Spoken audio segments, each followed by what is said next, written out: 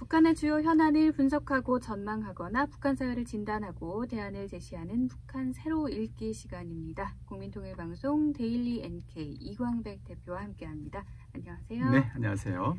자, 한국 정부가요, 북한으로 전단을 보내는 탈북인 단체를 해산했다면서요? 네, 지난 6월이었습니다. 네. 한국 정부, 정확하게는 통일부입니다. 탈북인 단체 설립 허가를 취소하겠다 이렇게 밝혔고요. 물론 단체 해산이 최종 확정된 것은 아닙니다. 네. 현재 통일부 내부에서 단체 등록 취소 절차를 마치긴 했는데요. 법원에서 통일부의 등록 취소가 적법한 것인지 이제 최종 결정을 위한 재판이 현재 진행 중이라고 보겠습니다. 그러나 네. 어쨌든 한국 정부 통일부가 전단을 북한으로 보내는 탈북인 단체 2개를 취소하겠다. 그 조치를 지금 시행하고 있는 중입니다. 네. 자, 한국 정부가요, 이 전단 단체 설립을 취소한 이유는 무엇일까요? 네, 일단 정부는 2가지 이유를 들었어요. 첫 번째는 남북 간 긴장을 조성하고 있다는 네. 것이죠.'t 보낼 경우에 간혹 북한 당국이 강력하게 비난하거나 반발하는 경우가 있었어요. 이 사건이 있기 바로 직전에 지난 6월 4일에도 북한의 김여정 부부장이 전단을 보내는 탈북인 단체들을 맹비난하기도 했었습니다. 그렇죠. 이게 첫 번째 이유입니다. 두 번째, 접경 지역 주민들의 생명과 안전에 위협을 초래할 수 있다는 것이 두 번째입니다. 접경 지역에는 이제 전단을 이렇게 보내다가 북한에서 총을 쏘면 어떻게 하지? 이렇게 네. 걱정하는 주민들이 일부 있습니다. 실제로 2012년 10월에 네. 북한군이 삐라 살포 지점은 그대로 둘 수 없는 도발 원점이다 이런 표현을 썼어요. 예. 그래서 우리가 즉시 청산해버려야 할 물리적 타격 목표다 이렇게 네. 위협을 했는데요.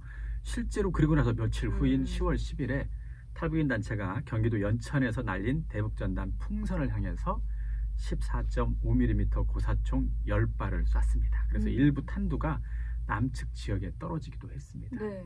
바로 이걸 이제 문제로 든 거예요. 그래서 지역 주민들이 우려한다 전단 때문에 네. 이런 건데 통일부는 어쨌든 통일부 등록 단체를 정부의 통일정책 추진과 평화통일 환경 조성 노력을 저해하지 않는 선에서 활동해야 한다. 그렇지 네. 않으면 윈가를 취소할 수 있는 것 아니냐. 이걸 조건으로 설립을 허용했기 때문에 네. 이에 비추어서 이 조건에 부합하지 않을 경우에는 취소할 수 있다는 것이 현재 통일부의 입장인 거죠. 네. 자, 한국 정부가 전단 단체 등록을 취소한 데서 그치지 않고 이 단체 대표들을 경찰에 고발까지 했습니다. 그 네네. 이유는 무엇일까요?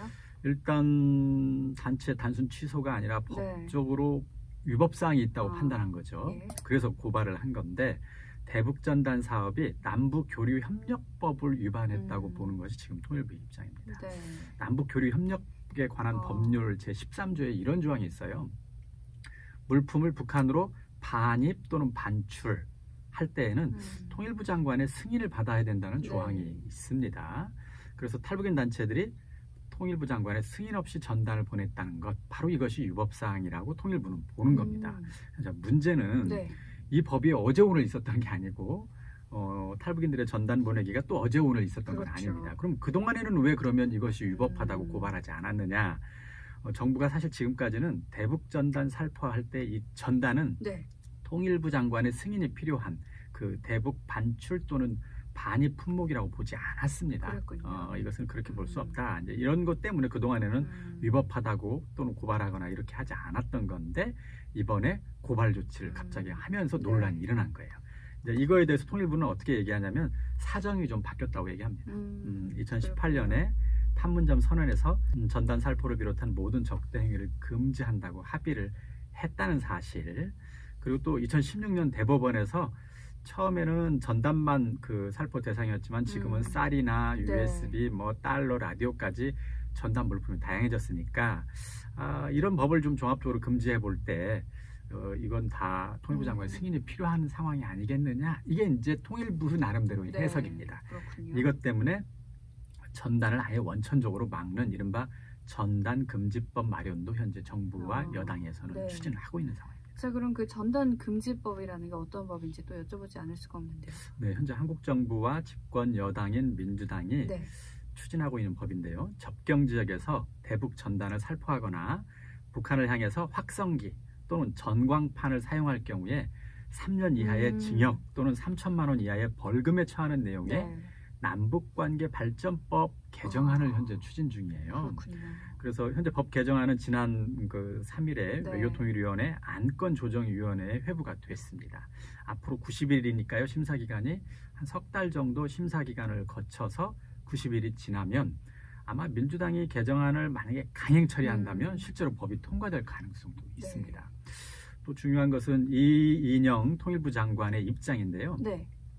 이인영 통일부 장관은 남북교류협력법 반입 반출 이것도 아까 얘기했던 것처럼 전단이 여기에 포함되도록 한다는 입장에도 동의를 하고 있는 것이고요. 또 하나 이것만으로는 좀 더 부족하니까 이제 금방 얘기한 남북관계 발전법에서 이른바 전단 금지법을 통해서 좀 더 포괄적으로 전단 보내는 활동을 좀 제지해야 된다는 입장을 갖고 있습니다. 이인영 통일부 장관이. 그러니까 앞으로 어떻게 될지 주목을 해봐야 될 것 같습니다. 자, 한국 정부가 이렇게 전단단체를 해산하고 또 고발한 데 이어서 북한 인권단체 그리고 탈북인 단체를 대상으로 사무검사를 진행하고 있다는 소리도 들리는데요. 네, 이것은 이제 그 다음 달 7월이 되면서 통일부가 아까 얘기했던 것처럼 전단단체 2곳뿐만 아니라 통일부에 등록한 단체 가운데 25곳에 대한 사무검사를 실시하겠다고 밝혔어요. 예. 일단 표면적으로 내세우는 이유는 그런 거예요. 등록단체들이 설립 목적에 맞게 활동을 잘하고 있는지를 한번 보겠다. 또 투명하게 운영하고 있는지도 한번 살펴보겠다. 네. 이렇게 해서 7월 말에 사무검사를 하겠다는 입장을 초기에 발표를 했습니다. 네. 근데 이제 이번 검사 대상의 25개 단체가 매년 운영 실적 보고를 제출하지 않거나 보고 내용이 불충분한 곳들이다. 이렇게 밝히면서 어떻게 보면 운영 문제, 운영 부실 문제를 들어서 사무검사를 하겠다는 것이 통일부의 입장이었어요. 근데 이제 일각에서는 통일부가 북한 인권 문제를 다루는 그것도 이제 탈북민 단체를 주로 겨냥해서 표적 사무검사를 실시하는 것이 아니냐 이렇게 우려를 하고 있는 것이죠. 실제로 이번에 사무검사가 이루어지는 25개 단체 가운데 탈북민이 대표를 맡은 곳이 13곳입니다. 그러니까 절반이 넘습니다. 그러네요. 그래서 이 같은 평가가 나오자마자 통일부가 또 어떻게 얘기했냐면 25개 단체뿐만 아니라 통일부에 등록된 북한 인권 및 탈북인 단체 65개를 대상으로 서류 감사를 실시하겠다. 그래서 감사 대상 단체를 더 늘리겠다. 그러니까 탈북민 단체만이 대상이 아니다. 그래서 이것은 표적 심사가 아니라고 이제 얘기를 했습니다. 그래서 나머지 65개 단체에 대해서도 서류 제출을 현재 요청을 한 상태입니다. 그렇군요. 자, 그렇다면 해당 단체들의 반응이 자연스럽게 또 궁금해지는데요. 네. 단체들은 일단 즉각 반발했습니다. 북한 인권 단체, 탈북인 단체에 대한 명백한 정치 탄압이라는 것이 그 대상 단체들의 주장입니다. 이유는 그런 거예요. 만약 단체 운영에 문제가 있어서 정말로 심사를 해야 된다면 지금 단체 운영에 문제가 되고 있는 곳이 꼭 통일부에만, 그것도 꼭 북한 인권단체나 꼭 탈북인 단체에만 있는 게 아니고 전 부처에 등록되어 있는 수만여 개의 단체들이 그런 해당되는 단체가 많을 것이다. 그러네요. 그럼에도 불구하고 유독 북한 인권단체들만을 대상으로, 탈북인 단체들만을 대상으로 사무 검사를 하거나 서류 심사를 하겠다고 자료를 요청한 것은 명백하게 불공정하다. 표적 감사 의혹이 대단히 짙다. 이런 거고요. 또 이 조치를 시행한 시점도 문제를 삼고 있습니다. 북한 김여정 부부장이 전단 단체를 비난한 바로 그날 전단을 보내는 탈북 단체들을 해산하겠다고 하는 통일부의 발표가 즉각 나왔어요. 이게 과연 무엇이냐. 이걸 놓고 볼 때 누가 봐도 탈북인 단체와 북한 인권 단체에 대한 명백한 정치 탄압이라고 볼 수밖에 없다. 그래서 이제 부당한 사무 검사, 서류 심사를 즉각 중단하라고 현재 요구를 하고 있는 상황입니다. 그리고 또 북한 인권 단체, 국제 인권 단체들도 이제 나서서 한국 정부의 이번 북한 인권 단체에 대한 감사는 좀 문제가 있어 보인다. 이렇게 입장을 표시하고 있는 상황이에요. 퀸타나 유엔 북한 인권 특별 보고관 같은 경우는 이번 한국 정부의 사무감사는 정치적 결정이라고 자기는 판단한다는 것이고요. 통일부 관계자에게 사무감사를 멈춰야 한다고 제안했다 이렇게 밝혔습니다. 그렇군요. 그리고 실제 이번 감사가 정치 탄압이라는 논란을 불러일으키는 이유 중에 하나는 이런 것이 매년 늘 있는 거였다면 또 상관이 없는데 1998년 이후에, 그러니까 지금 한 20년 넘는 동안 네. 통일부에서 사무감사를 받을 만큼 부실해가지고 문제가 있던 단체는 20년 동안 딱 4군데에 불과했어요. 네, 그렇군요. 근데 이제 이번 해에 갑자기 25군데, 심지어는 이제 네. 65개 이런 단체에 대해서 사실상 감사를 한다는 건 논란의 여지가 충분해 보입니다. 네. 자, 그러면 김여정 부부장의 발언이 있고 나서 북한 인권단체나 탈북인 단체 활동을 압박한다, 이런 이야기가 나올 수밖에 네. 없는데요. 이유는 뭘까요? 일단 이 사건의 네. 발단은 아까 얘기했던 것처럼 북한의 김여정 노동당 제1부부장이 지난 6월 4일 날 네. 발표한 담화 때문이었죠. 탈북민 단체의 대북전단 살포를 맹비난하는 내용의 담화였는데요. 네. 어떤 담화였죠? 담화 내용 중에 이런 게 있어요. 네. 나는 원래 못된 짓을 하는 놈보다, 이건 아마 뭐 탈북인들이 전단 보내는 걸 얘기하는 것 같고요. 그것을 못 본 척 하거나 부추기는 놈이 더 밉더라. 이런 굉장히 원색적이라고 해야 되나요? 아니면 공식적인 담화에 담기기에는 좀 부적절한 개인적으로 주고받는 말 그렇죠. 어투 같은데, 그런 내용이 이 담화에 들어가 있습니다. 그러면서 한국 정부를 향해서 대북전단 살포를 막으라고 사실 요구하는 내용이 들어가 있는 셈이었는데, 이것이 이 통일부의 사무감사에 또는 탈북단체 해산 그 추진의 시작점이에요. 출발점이에요. 네, 이 점이 이제 이 압박하는 이유를 우리가 짐작해 볼 수 있는 대목인데, 그리고 나서 통신 연락선을 북한에서 일방적으로 차단했고 남북 연락 사무소도 폭파했습니다. 자, 이런 상황에 우리 정부가 대응하기 위해서 북한 당국 달래기 차원에서 이런 조치를 하고 있는 것이 아니냐, 이게 아마 첫 번째 이유 또는 배경으로 보이고요. 두 번째는 북미 회담이 사실 결렬됐고 그 이후에 북미 회담이 제대로 열리지 않고 있습니다. 남북 회담도 다 같이 중단이 된 상태입니다.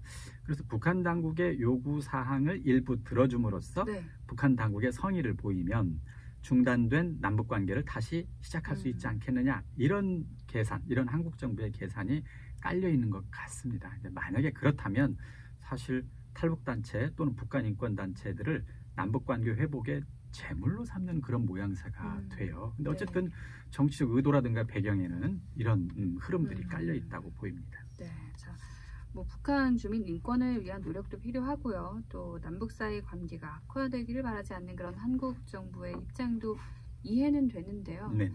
좀 바람직한 해법 없을까요? 글쎄요, 제 생각에는 북한 주민의 인권을 위한 노력, 이건 굉장히 중요하다고 봅니다. 그렇죠. 이것은 뭐 비단 뭐 한국에 있는 탈북자 단체, 북한 인권 단체의 사명일 뿐만 아니라 국제사회, 유엔에서 매년 이것이 전 세계적으로도 가장 심각한 문제다, 이렇게 얘기하고 우리 국제사회가 공동으로 노력해서 해결해야 된다, 이렇게 주장할 만큼 매우 심각한 문제입니다. 일례로 현재 20만 명 정도 가까운 사람이 정치범 수용소에 갇혀 있거든요. 이것은 20만 명이면 중소도시 규모인데요. 그렇죠. 이것은 국제사회에서 도저히 외면할 수 없는 굉장히 중대한 문제입니다. 그러니까 전단 보내기 활동이든 아니면 탈북인 단체든 북한 인권 단체가 하는 활동은 궁극적으로 이걸 위한 활동이거든요. 이것을 포기할 수는 없다고 저는 생각합니다. 그리고 또 하나, 남북 관계를 개선해서 어떻게든 뭔가 한반도의 평화를 위해서 뭔가 해보려고 하는 한국 정부의 노력도 사실 이해가 되고 동시에 진행돼야 된다고 봅니다. 이것이 어느 하나는 되고 어느 하나는 안 되고 이런 게 아니라 두 개를 동시에 진행하는 것이 굉장히 저는 중요하다고 보는데, 이러려면 한국 정부가 대북 정책을 구사할 때 그럼 어떤 입장과 태도가 중요한가? 저는 이 대목을 한번 지적하고 싶어요. 한국 사회가 전단단체, 북한인권단체 활동을 억누르고 북한과의 관계 개선을 하는 쪽으로 이런 식으로 남북관계를 개선하는 그런 전략을 쓸 것이 아니라 오히려 좀 원칙적인 태도를 보여주는 것이 중요해 보입니다. 왜냐하면 두 가지 다 동시에 중요하기 때문에. 그래서 한국 사회는 민주주의 사회다. 그래서 법이 보장하는 한 어떤 단체든 또는 어떤 개인이든 자유로운 활동을 할 수가 있다. 그것을 보장하는 사회가 민주주의 사회고 그런 활동은 정부도 막을 수 없다. 자, 이 점을 북한 당국도 이해해 줘야 한다. 이 점을 좀 더 정확하게 북한 당국에 표명하는 것이 저는 굉장히 중요하다고 봅니다. 북한 정권도 늘 남한에 얘기할 때 뭘 많이 강조하냐면 우리 체제는 최고 존엄을 중심으로 단결된 체제라고 하면서 최고 존엄에 대한 비판이나 비난에 굉장히 신경질적인 반응을 보이잖아요. 근데 북한은 늘 그렇게 우리 당국에게 우리 체제를 이해해라, 우리 체제는 이러니까 용납 안 된다 이렇게 하고 있거든요. 그래서 뭐 북한도 하니까 우리도 하자 이런 뜻이 아니고 네. 서로의 체제를 이해하는 것이 관계 개선에서 굉장히 중요한 전제 조건이라면 우리 정부도 과감하게 우리 사회는 민주주의 사회라는 점, 그 활동이 법을 위반하지 않는 한 우리 정부도 보장해야 된다는 점을 북한 당국에 납득시켜야죠. 네. 그렇죠. 그래서 초기에는 북한 당국이 반발할 수 있지만 그런 것을 지속적으로 반복하다 보면 네. 북한 당국도 그런 것을 이해하게 되는 그런 상황이 올 거라고 봅니다. 네, 뭔가 뭐 자신의 정체성은 가지고 좀 협상을 해야지 안 그러면 좀 끌려가게 될 것 같아요. 그렇죠. 네, 오늘은 북한으로 전달을 보내는 단체를 해산하려는 한국 정부의 조치들을 둘러싼 논란 그리고 배경에 대해 이야기해봤습니다. 자, 지금까지 국민통일방송 데일리 NK 이광백 대표와 함께한 북한 새로 읽기 시간이었습니다. 오늘도 네, 고맙습니다. 감사합니다.